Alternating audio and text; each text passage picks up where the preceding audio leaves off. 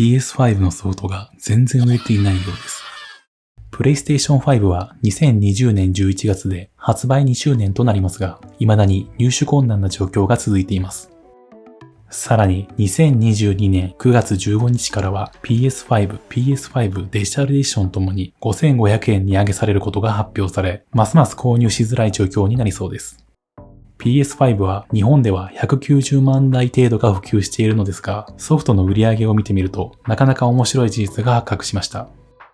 日本市場の PS5 のソフトで最も売れたのがグランツーリスモ7の約15万7000本、その次がエルデンリングの約12万7000本、そしてその次がバイオハザードビレッジの約7万4000本となっています。このように日本の PS5 のソフトは最大でも15万本程度で、一体なぜこんなに少ないのか、PS5 の所有者は何をしているのか気になるところです。そこで今回は PS5 のソフトが売れない4の理由について見ていきましょう。一つ目の PS5 のソフトが売れない理由は PS4 のソフトを遊んでいるです。PS5 は全世代機の PS4 とソフトの互換性があるので PS4 のほとんどのソフトが PS5 でも遊べます。現状では PS5 専用ソフトが少なく、逆にこれまでに発売された数多くの PS4 の名作ソフトをまだプレイしていないというユーザーも多いと思います。そのため PS5 を買ったけど遊んでいるのは PS4 のソフトという人が多いのかもしれません。二つ目の PS5 のソフトが売れない理由はダウンロード版を買っているです。一般的にファミ通などのサイトで公開されているゲームソフトの販売本数はパッケージ版のみの数でダウンロード版は含まれていません。そのため PS5 のソフトの売り上げが少ないように見えても実際にはダウンロード版が売れている可能性もあります。とは言っても日本におけるプレイステーションソフトのダウンロード版の比率はだいたい30から 40% 程度なのでダウンロード版の本数を加算したとしても最大20万本程度とどっちにしても多くはないと言います。三つ目の PS5 のソフトが売れない理由は買ったものの全然起動していないです。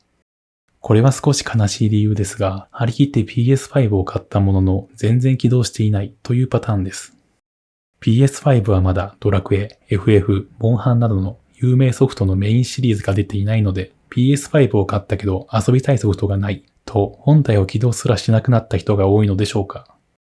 とは言っても一応、バイオハザード、グランツーリスモ、フロムソフトウェアといった人気シリーズの最新作はすでに販売されていることに加えて、PS4 時代の数多くの名作ソフトも遊べるので、この理由はあまり当てはまらないと信じたいです。四つ目の PS5 のソフトが売れない理由は、買っているのは転売屋で遊びたい人に全然届いていないです。これは意外としっくりとくる理由で PS5 は店頭に在庫が入荷してもある程度の資本力と行動力がある転売ヤーによって買い占められているため普通に遊びたい一般ユーザーのもとに行き渡っていないのではないかということです。